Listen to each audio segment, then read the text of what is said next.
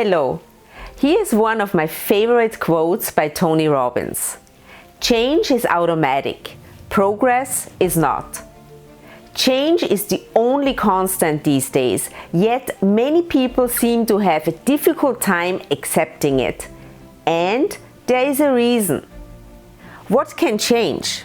The goal can change, people in teams change, the playing field, team roles, materials, strategy, time constraints, the level of challenge, processes, systems, expectations, management, customers, suppliers, and the list goes on and on.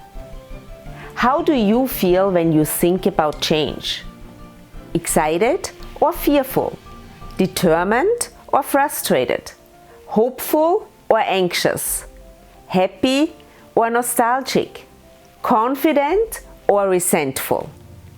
Planned change can be exciting, but imposed change can be really difficult.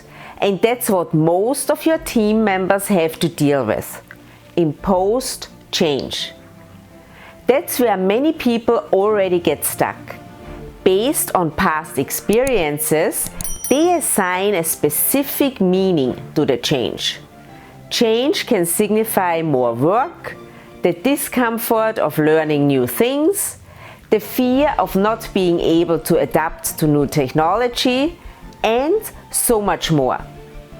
If a major change is coming up, here's what I would do. I would not call it change because there is too much emotional attachment to changes.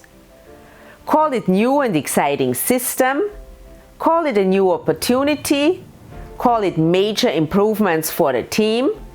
Just don't call it change. Whatever the change is, your goal is to make progress. And progress requires conscious, deliberate effort. I encourage you to put in the effort by communicating better what you plan to improve. And you will see immediate progress. Change begins with how you communicate. If you put in the effort, you will see progress. This was my thought for today, and I will see you next week again. Until then, be happy, be healthy, and be at your best.